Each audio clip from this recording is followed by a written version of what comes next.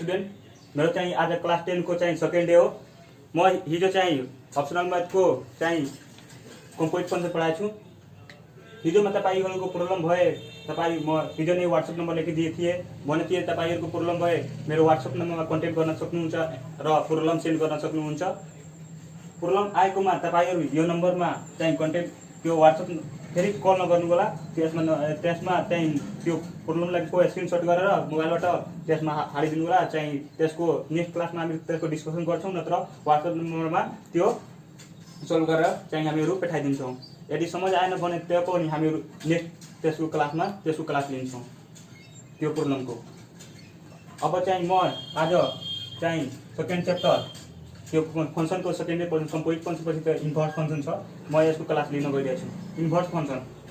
Function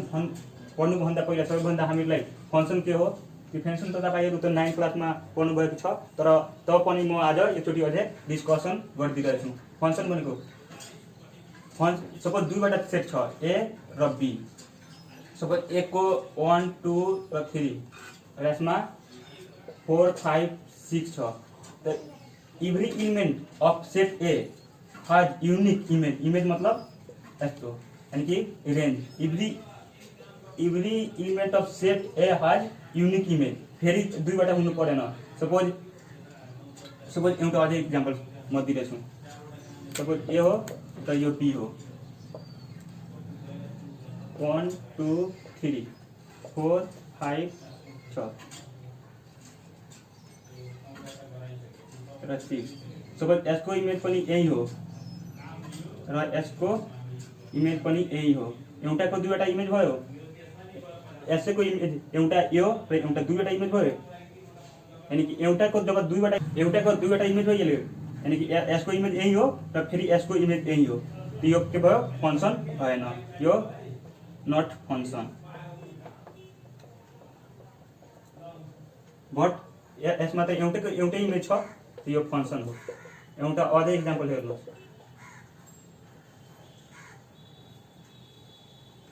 suppose 3 4 5 6 7 छ। Suppose यसको image यो हो र यसको इमेज यो हो र यसको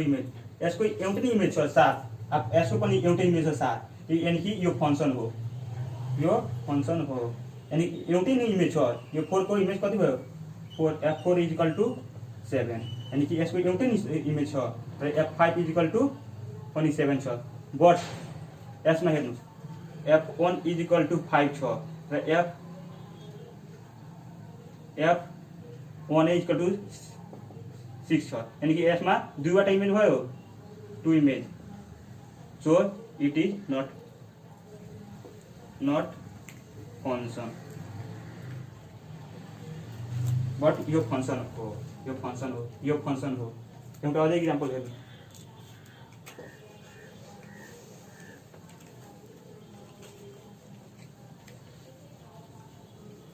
एउटा अझै एक्जाम्पल हेर्नु राम्ररी। सपोज 1 2 3 4 छ, 5 6 7 8 9। सपोज यसको इमेज यो हो, यसको इमेज यो हो, यसको इमेज यो हो। सपोज यसको इमेज छैन, यसको इमेज छैन त भयो यो फंक्शन होइन, नट फंक्शन। सबैको इमेज हुनु पर्यो, अनि सेट ए को सेट बी मा सबैको इमेज हुनु। यसको इमेज छैन तब यो फंक्शन भएन, नट अ फंक्शन। सबैको इमेज हुन्छ तब फंक्शन हुनको लागि सबैको इमेज हुनु पर्यो। तर यस्तो हुनु पनि सक्छ 8 यसको इमेज छ तर यो खाली छ, तब पनि यसको केहीसँग इमेज छैन, तब पनि यो फंक्शन हो। यो फंक्शन हो। यसको त पुरैको त इमेज छ, यो फंक्शन हो।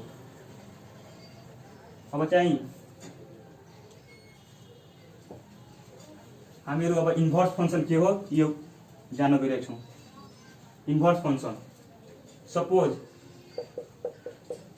एउटा पहिला इन्भर्स फंक्शन जान्नुभन्दा पहिला एउटा 1 2 र इन्टु फंक्शन के हो, इन्टु फंक्शन के हो जान्नु जरुरी छ। 1 2 फंक्शन र इन्टु फंक्शन। सपोज 1 2 3 4 5 6 छ यसको पनि यससँग छ यसको यससँग छ यसको यससँग छ तर यसमा 1 2 3 4 5 6 7 छ यसको त इमेज छ यसको इमेज छ यसको इमेज छ यो पनि फंक्सन हो म अघि पनि एउटा खाली पनि रहन यो बाकी पनि रहन सक्छ त्यो यो फंक्सन हो तर यसमा छैन यो पनि फंक्सन हो तर यो 1 टु फंक्सन हो यो इन्टु फंक्सन हो अब चाहिँ हामीहरु आफ्नो टपिक तिर यानी कि के इन्भर्स फंक्सन तिर लागौं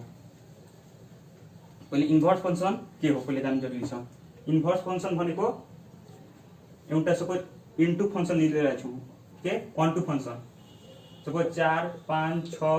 छ यो 7 8 9 10 9 छ यसको फेरि 1 टु फंक्सन म एक्जाम्पल लिइरहेको छु 1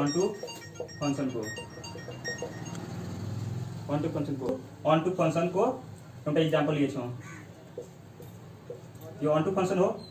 अब यही यो सेट ए को रिलेसन बी सँग छ तर इन्भर्स गर्दाखेरि नि यसको इन्भर्स गर्दाखेरि अब नाउ यसैको इन्भर्स हेर्नु होला इन्भर्स यसको इन्भर्स भइहाल्छ जस्ट उल्टी हाल्छ यो यानी कि 7 8 9 अथवा यस्तो यानी कि 4 5 6 यानी कि जस्ट अपोजिट रिलेसन आइहाल्छ यानी कि यो के हो एफ हो नि यो एफ इन्भर्स भयो इन्भर्स यस्तो हुन्छ इन्भर्स मतलब त्यो रेन्जलाई डोमेन बनाउने र डोमेनलाई रेन्ज बनाउने नै इन्भर्स फंक्सन भन्छ यानी कि interchanging component of order pair मतलब हिजो नै बन्थ्यो यसको यस्तो फर्ममा रहन्छ एक्स वाई को फर्ममा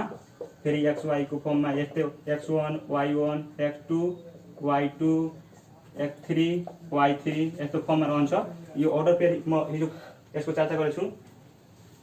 अब चाहिँ इन्भर्स फंक्सन त्यस्तै हो अब हामीहरु हिसाबतर्फ लागौं सबैको हिसाबले क्लियर हुन्छ अब डाइरेक्ट हामीहरु हिसाबतर्फ लागौं म चाहिँ अब कुचा नम्बर 1 गर्न गइरहेको छु 1 को ए हेर्नु राम्ररी हेर्नु सपोज यो हामीहरुको अर्डर पेयरको फर्ममा दिएको छ 1 5 2 6 3 7 र 4 8 हम यसको हामीहरुले भन्दै छ इन्भर्स निकाल्नको लागि इन्भर्स अब सल्युसन इन्भर्स भनेको एफ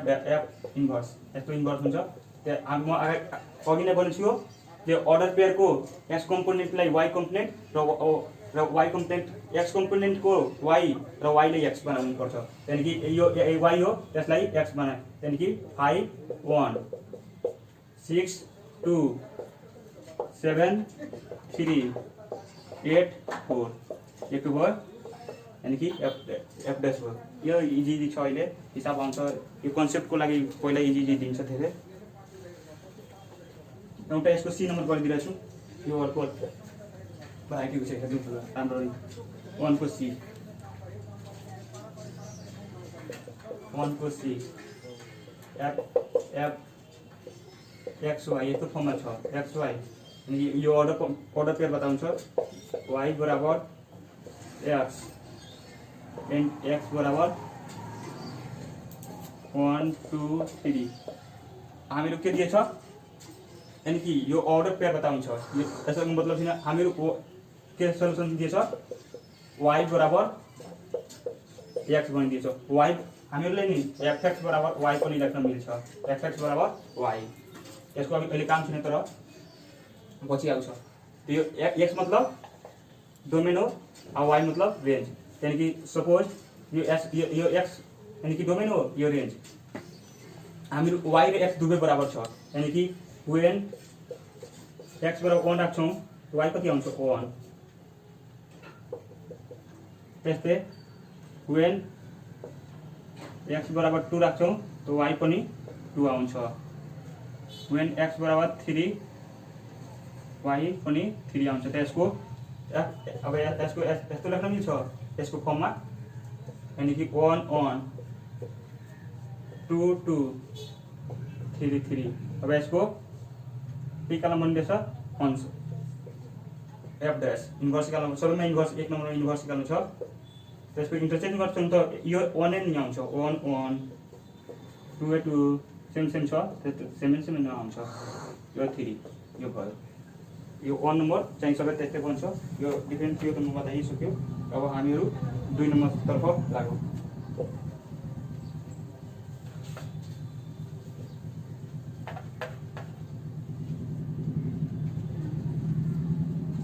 यो पनि सेम त्यस्तै छ तर गरिदिएर चाहिँ 2 को हेर्नु त चल चल पहिला बुझ इफ x बराबर 1 2 2 3 4 5 find f inverse and domain and range of f dash।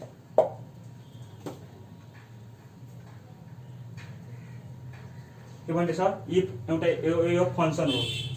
पहिला गिभन त्यो छ लेख्नु गिभन यहाँ बराबर के दिएछ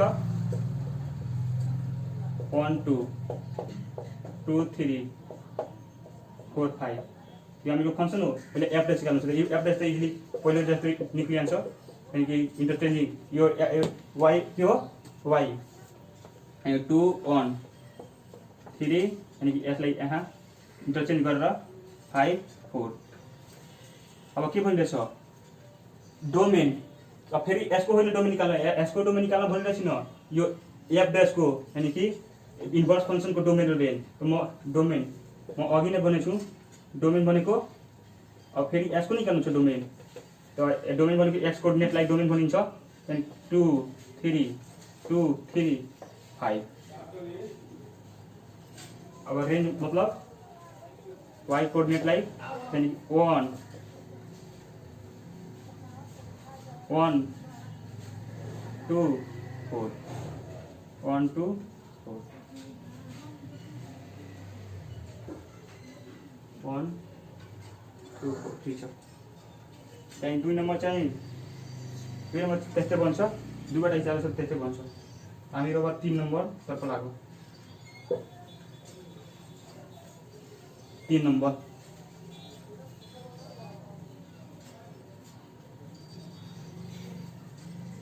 3 नम्बर सेम त्यस्तै बन्छ सेम त्यही हो। अब चाहिँ म 4 नम्बर गइरहेछु 4 को ए if f बराबर 1 5 2 2 4 3 6 and f g बराबर 5 5 6 5 6 4 5 6 4 then find g inverse। हेर्नुस् एफ त दिएछ एफ को जी दिएछ तर हामीलाई जी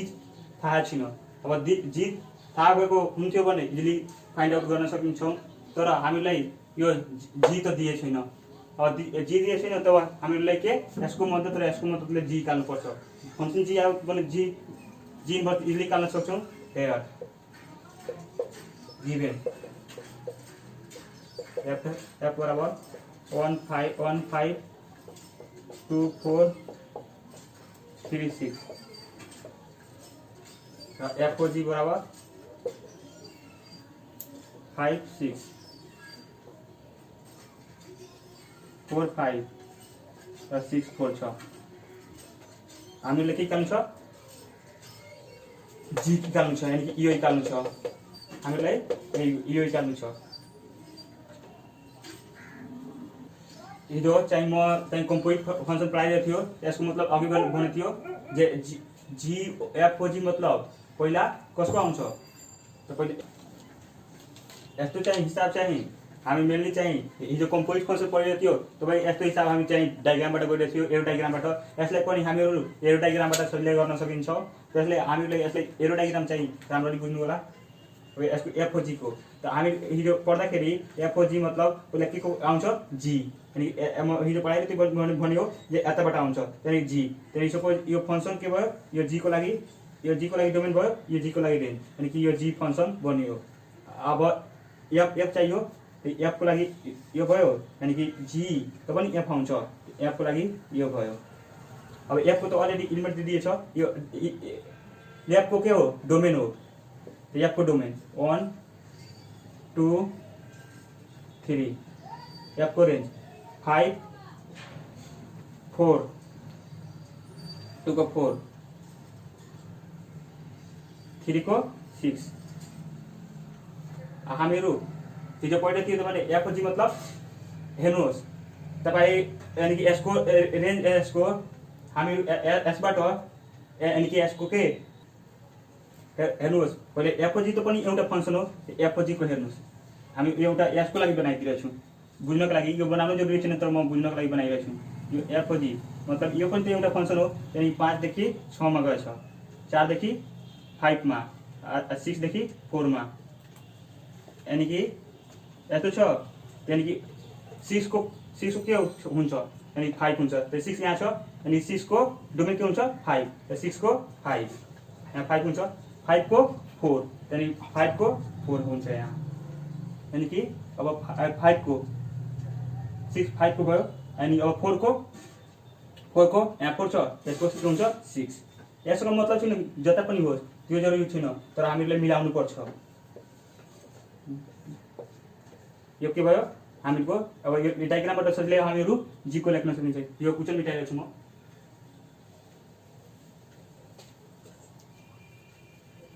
अब यो डायग्रामबाट यो त हामी छैन यो हिसाब थिएन तर बुझ्नको लागि बनाएको थियो अब यो जी को त हामीहरुको जी सँग आइहाल्यो जी को आइहाल्यो अनि कि जी को भइहाल्यो के 4 1 6 2 5 3 अब त्यसमा फाइन्ड गर्न भने थियो जी इन्भर्स त जी इन्भर्स त यदि अब निकाल्न सकिन्छ इन्टरचेन्ज गरेर त्यसले 1 4 2 6 3 5 आन्सर अब चाहिँ हामीहरू नेक्स्ट क्वेशन तर्फ लागौं अनि 4 को सेम त्यस्तै छ अब हामीहरू 5 नम्बर तिर लागौं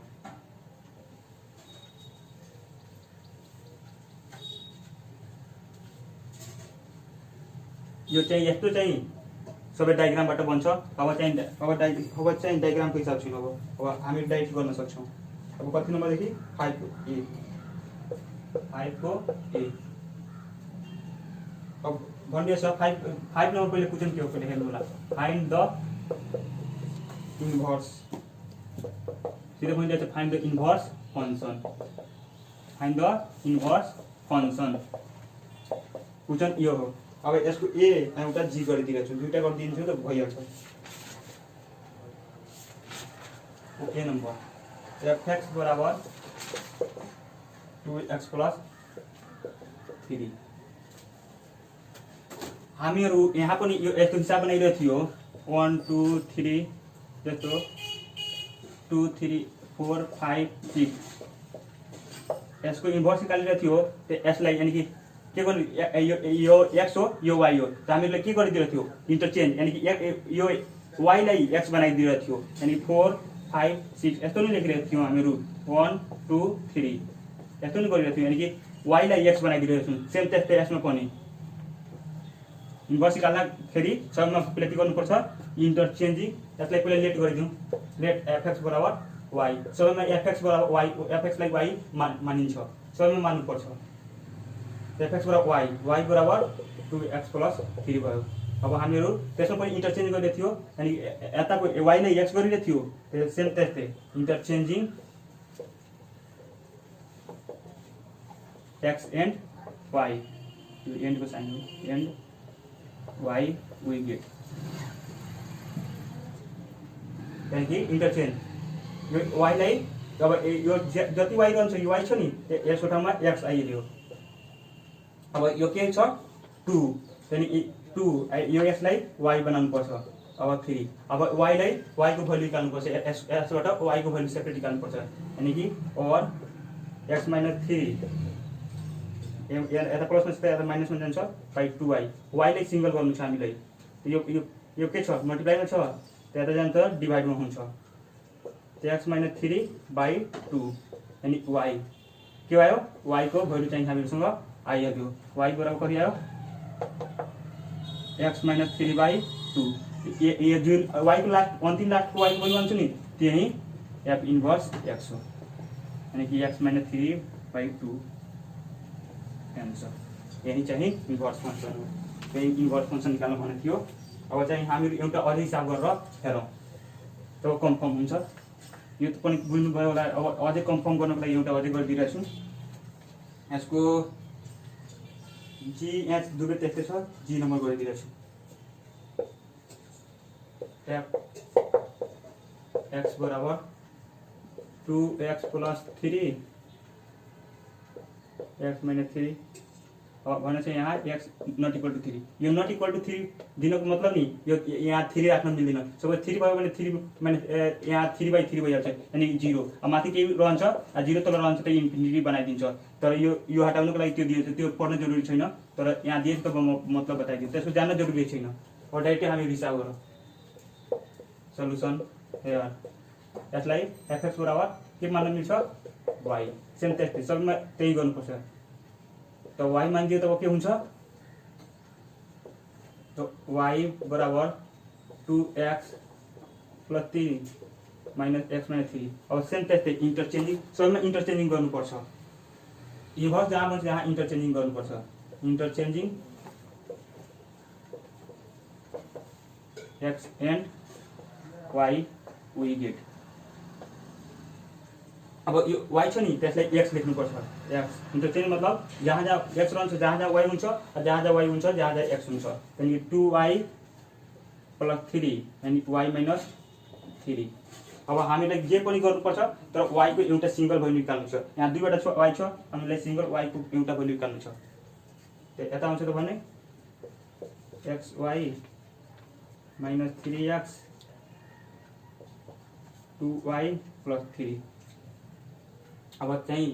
यो माथि क्वेशन मेटिरहेछु त्यसपछि गरिरहेछु त्यहाँको यति मेटिदिरहेछु अब हामीले के गर्नु छ एउटा y को सिंगल भ्यालु निकाल्नु छ यो y यता लेख्न मिल्छ तर एउटा निर सबै y लाई एकतिर गर्नुपर्छ सबै x अब जे होस् एक तर्फ अनि सबै y ले एक तर्फ गरिरहेछु xy - 2y अब त्यता जान्छ 3x + 3 यानी यो माइनसमा थियो त्यता प्लसमा यो यहाँ यता प्लसमा थियो माइनसमा यसबाट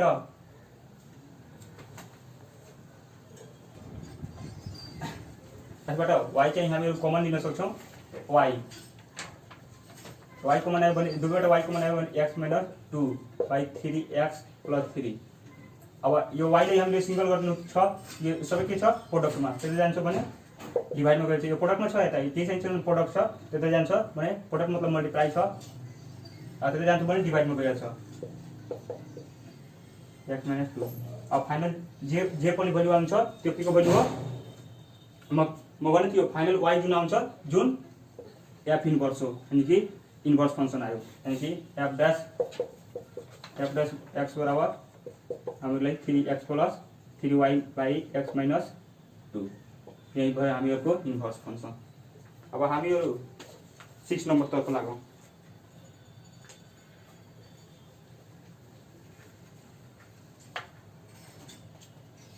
6 को ए गरिदिरहेछु fx बराबर x - 5/4 and f' x बराबर 25 अब यो के निकाल्नु पर्ने रहेछ find the value of x find the value of x x को भ्यालु निकाल्नु छ हामीलाई सँग गिभन के छ यो एफएक्स र यो एफ इन्भर्स छ सल्युसन एक्स को भ्यालु निकाल्नु छ एफ एक्स बराबर एक्स माइनस 5 त गिभन छ यो एफ डैश इन्भर्स एक्स बराबर 25 सपोज हामीहरुबाट एस बाट एफ डैश इन्भर्स निकालिन्छौँ र यो एफ डैश इन्भर्स दुवैलाई इक्वल त गर्न मिल्छ किनभने दुवै त इन्भर्स को भ्यालु आउँछ सो एस बाट इन्भर्स पहिला निकालिनु पर्छ हामीलाई हियर एफ एक्स बराबर एक्स माइनस 5/4 और same let Y X F X बराबर वाई वाई बराबर एक्स माइनस 5/4 अब सेम त्यस्तै इन्टरचेन्जिङ यसमा पनि गर्नुपर्छ interchanging X and Y 4y X minus 5